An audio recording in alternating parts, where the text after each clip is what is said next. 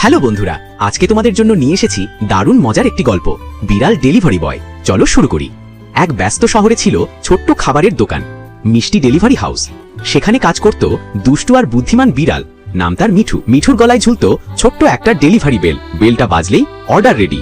একদিন দোকানের মালিক বলল, মিঠু, এটা খুব জরুরি ডেলিভারি, শহরের অন্য প্রান্তে নিয়ে যেতে হবে।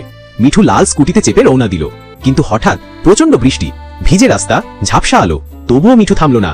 ঠিক তখনই তিনটা দুষ্টু রাস্তার কুকুর মিঠুর পিছনে দৌড়াতে লাগলো। মিঠু স্কুটির হর্ন বাজিয়ে বলল, বিপ বিপ, সরে দাঁড়াও। কুকুরগুলো চমকে সরে গেল আর মিঠু আবার পথে এগিয়ে চলল। হঠাৎ সে দেখল রাস্তা ভেঙে পুরো বন্ধ। মিঠু মাথা চুলকে ভাবল, এবার কোন পথে যাব? তারপর বুদ্ধি খেলে গেল, পাশের গলি ধরে নতুন রাস্তা নিল। অবশেষে মিঠু পৌঁছালো এক বিশাল বিল্ডিং এ।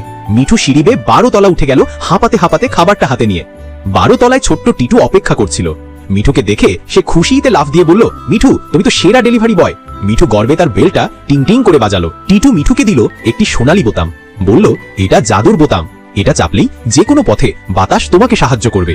মিঠুর চোখ চকচক করে উঠল। বাইরে এসে মিঠু বোতামটা চাপতেই দেখে তার স্কুটির নিচে রংধনুর আলো।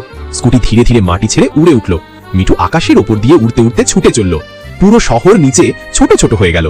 দোকানে ফিরতেই মালিক অবাক, মিঠু, তুমি তো হিরো, আজ তোমার জন্য বোনাস কেক। মিঠু কেক দেখে খুশিতে লাফিয়ে উঠল। আর এভাবেই মিঠু হয়ে গেল শহরের সবচেয়ে দ্রুত আর জাদুকরী ডেলিভারি বয়। যদি গল্পটা ভালো লাগে একটা লাইক, একটা কমেন্ট আর চ্যানেলটা সাবস্ক্রাইব করতে ভুলবে না। আবার দেখা হবে নতুন গল্পে।